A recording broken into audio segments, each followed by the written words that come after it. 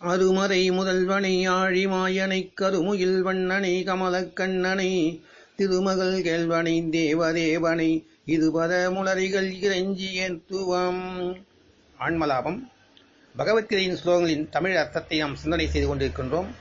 3வது அத்தியாயம் கர்மயோகம்.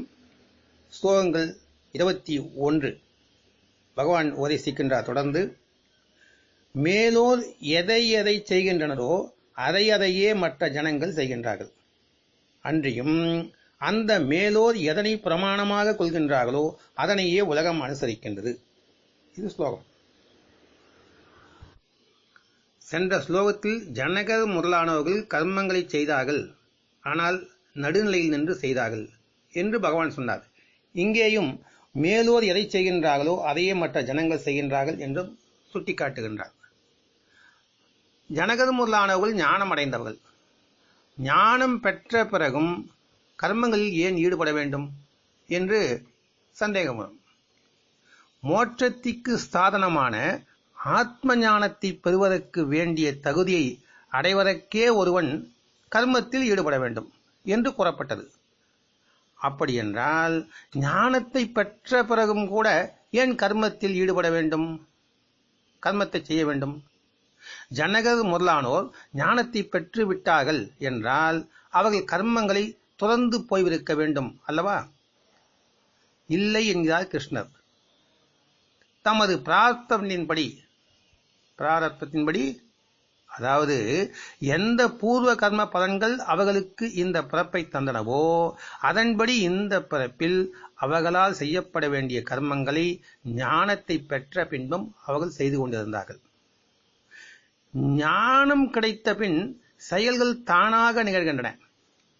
எது பிராரப்தத்தின்படி நிகழ வேண்டுமோ அது நிகழ்ந்தே தீரும். ஜனகரின் பிராரப்தம் ஊழ்வினை அவர் தொடர்ந்து அரசராக பணிபுரிய வேண்டும் என்று இருந்ததால் அவர் அரசாளும் பணியை தொடர்ந்து செய்தார். அவரது பிராரப்தம் அவர் சந்நியாசி ஆக வேண்டும் என்று இருந்திருந்தால் அவர் துறவியாகி இருப்பார், அவர் சந்நியாசியாகி இருப்பார்.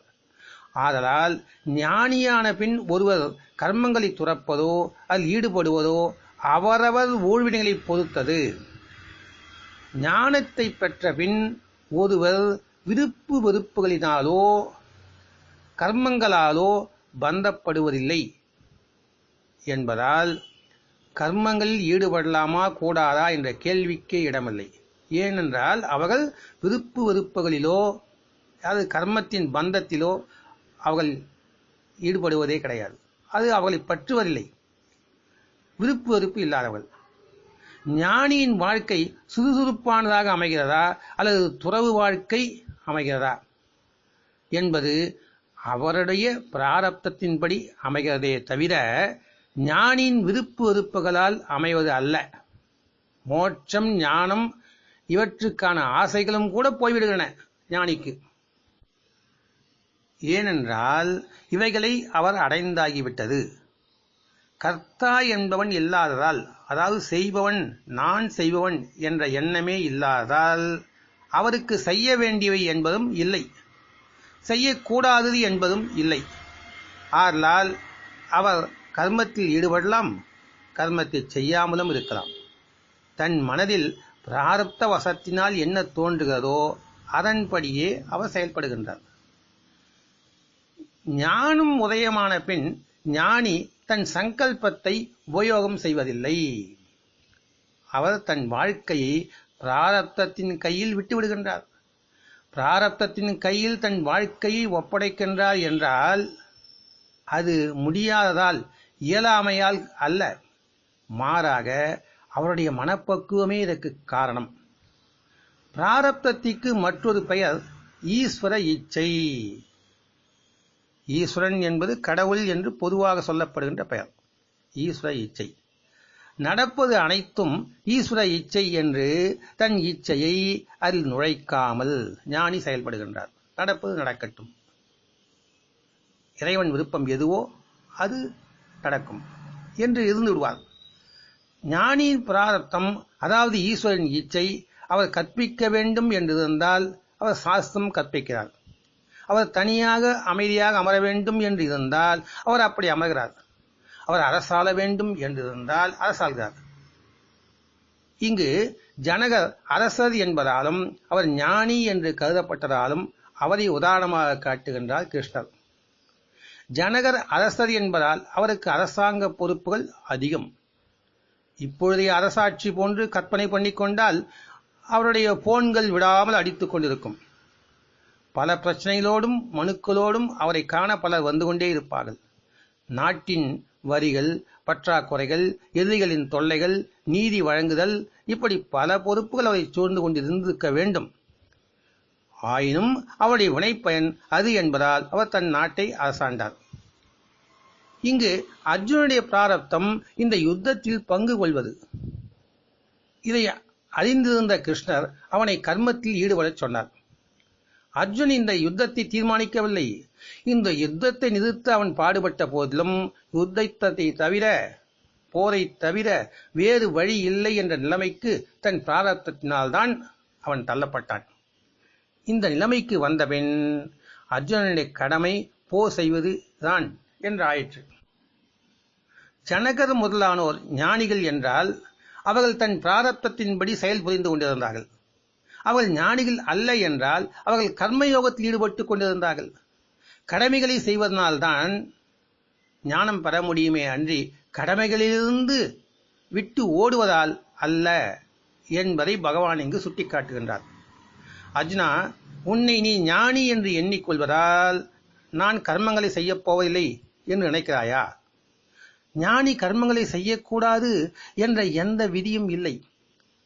தன்னை ஞானி என்று எண்ணுவன் நான் ஞானி, ஆதலால் நான் கர்மங்கள் ஈடுபடப் போவதில்லை என்று தீர்மானித்தால் அவன் செய்பவன் என்ற எண்ணத்துடன் உடையவன் ஆகிறான், அதாவது கர்த்தாவாக ஆகிவிடுகின்றான். ஆதலால் அவன் கர்மங்களால் பந்தப்படுகிறான். அதனால் அவன் ஞானி அல்ல. கிருஷ்ணர் அர்ஜுனிடம் இவ்வாறு கூறியிருக்கலாம். ஞானம் என்பது ஆத்மா அகர்த்தா என்று அறிவதாகும். அதாவது ஆத்மா செய்வது கிடையாது, செய்பவன் கிடையாது என்று தெரிந்து கொள்வது. அதாவது நான் செய்பவன் அல்ல என்று அறிவதாகும். ஆதலால் ஞானிக்கு கர்மத்தை செய்ய வேண்டும், செய்யக்கூடாது என்ற தீர்மானங்களும் இல்லை, விதிகளும் இல்லை.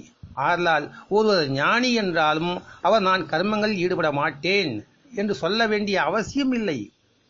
சந்நியாசத்தை மேற்கொண்டால் அன்றி செயல்களில் ஈடுபடாமல் இருப்பது சோம்பேறித்தனமாகும்.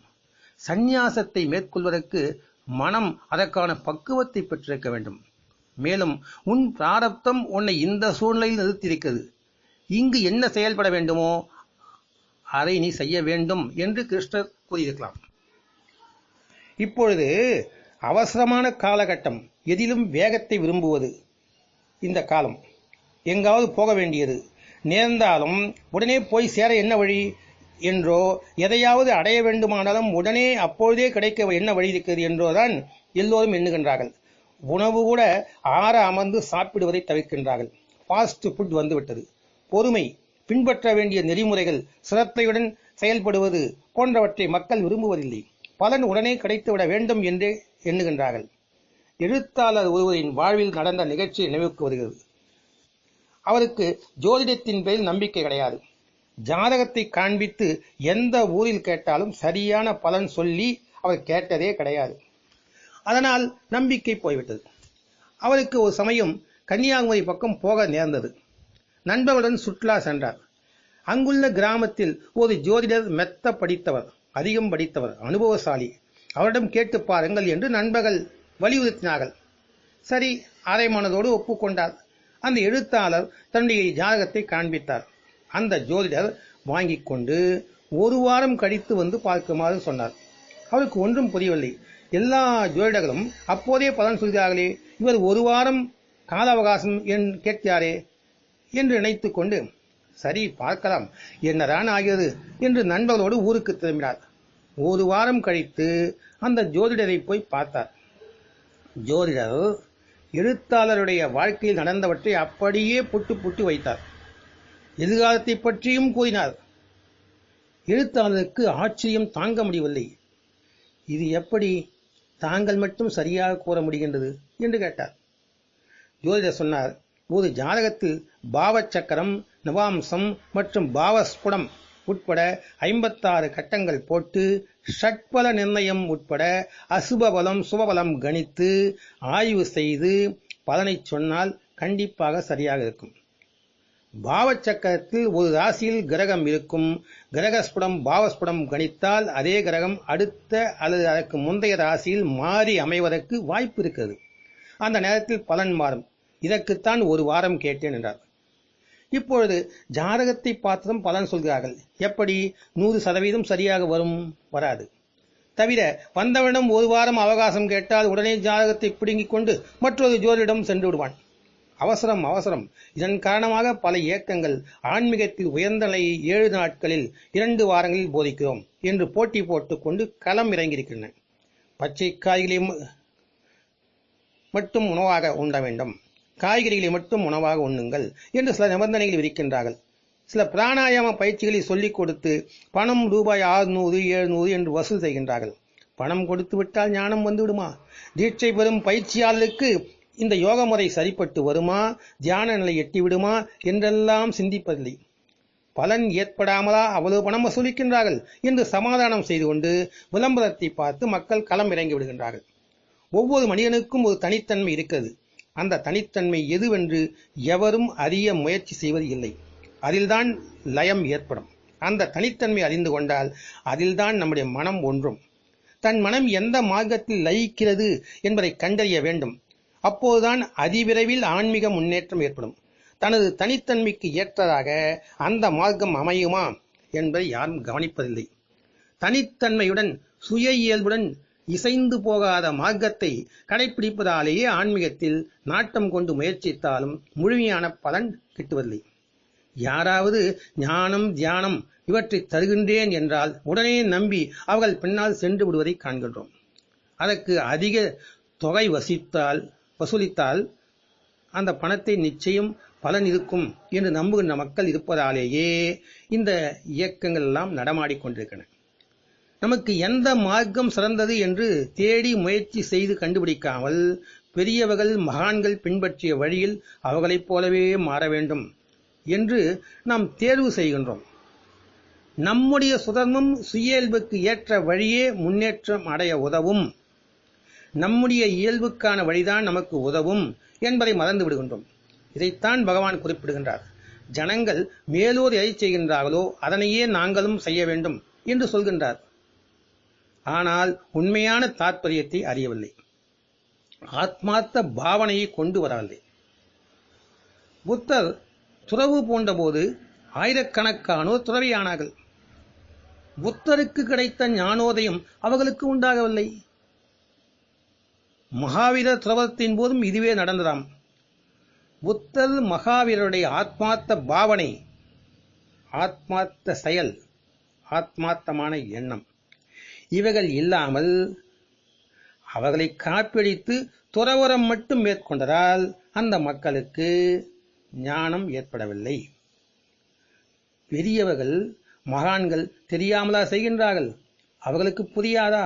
அதனால் நானும் அந்த வழியில் செல்கின்றேன் என்று பதில் சொல்லிவிட்டு வழியை மகான்களின் பேரில் போட்டு தப்பித்துக் கொள்கின்றார்கள்.